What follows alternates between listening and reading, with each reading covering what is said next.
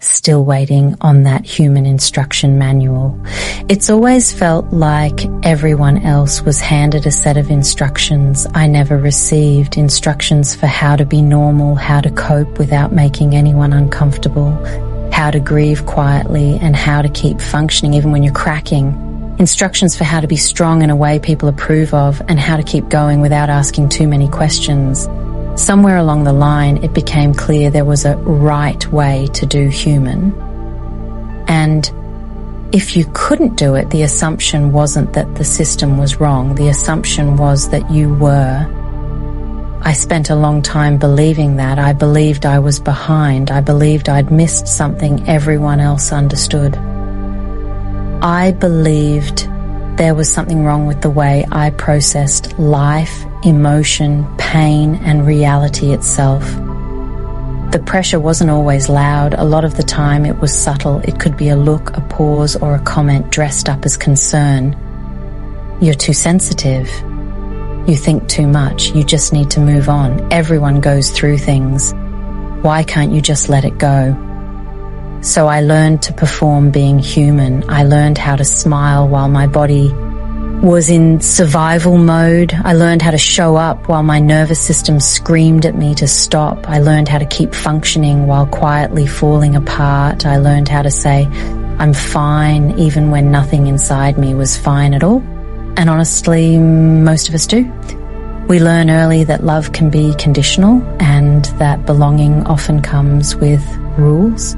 We learn that being palatable, productive, agreeable, and emotionally manageable can feel like safety. And over time, we absorb the belief, explicitly and implicitly, that our worth is tied to how well we cope. So we cope however we can. We numb and distract. We overwork and overgive. We intellectualize what we're feeling instead of letting ourselves feel it. We spiritualize pain so we don't have to grieve it. We keep moving because slowing down would mean we'd have to face what's really going on. Then when the cracks begin to show, we don't ask what happened to us. We ask what is wrong with us. Mental health becomes a personal failure instead of a system response. Trauma becomes something you're expected to heal quickly so it doesn't inconvenience anyone. Grief becomes something you're meant to process privately, on a timeline that won't disrupt the world around you. There is no manual for being human, but we live like there is. And the cost of pretending there's a right way to do this is enormous. Eventually, the body stops cooperating. Not all at once, but in ways you can't ignore. It stops responding to positive thinking. It stops being motivated by pressure. It stops tolerating environments that feel unsafe. It stops holding everything together just to keep the peace. And we're taught to label that as weakness. But burnout is not laziness. Depression is not weakness. Anxiety is not imagination. ADHD is not a flaw in character. These are signals. These are intelligence. This is the nervous system saying this way of living isn't sustainable. But instead of listening, we double down. We push harder. We shame ourselves more. We go looking for answers outside ourselves, and we hand our authority to experts, leaders, healers, systems, and beliefs that promise certainty. We do this most when we are vulnerable, because no one talks enough about how awakening often begins in collapse, not the aesthetic kind, the real kind, the kind where you can't get out of bed, the kind where your identity starts unraveling, the kind where you realize the life you built was based on survival, not truth. The kind where you finally admit you don't know who you are without coping. That's where this lives.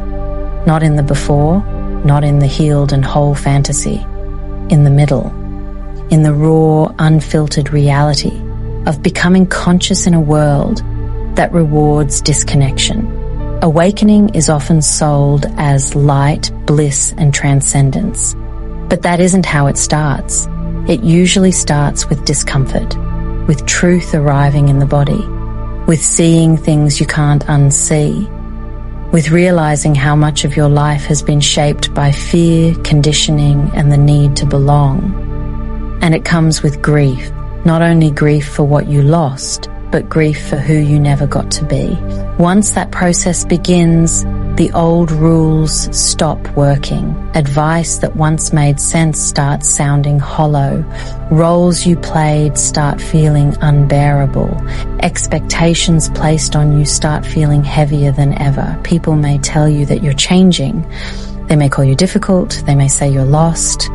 Often what they really mean is that you are no longer predictable.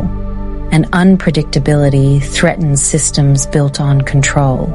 So judgment comes next, not because you're wrong, but because you've stopped performing the version of yourself that made other people comfortable. That's when you learn something no one really warns you about. Silence can become safety, privacy can become power, distance can become medicine. Not all isolation is avoidance. Sometimes it's recovery. Sometimes the bravest thing you can do is stop explaining yourself to people who are committed to misunderstanding you. Sometimes growth looks like staying home. Sometimes it looks like canceling plans. Sometimes it looks like sitting with your thoughts instead of numbing them. Sometimes it looks like choosing rest over productivity, truth over approval, and integrity over belonging. And this isn't about fixing yourself. It's about remembering you were never broken. It's about dismantling the belief that you must earn your right to exist, that you must be useful, healed, enlightened, or easy to deal with. It's about reclaiming personal authority after giving it away to trauma, to grief, to survival patterns, and to systems that promised answers but took your sovereignty instead. It's about learning how to live without the manual you were told everyone else had, and choosing again and again not to abandon yourself just to fit in. This isn't a neat solution, it's honesty. Because if you're here listening to this, chances are you already know. The truth doesn't need fixing. The truth needs space.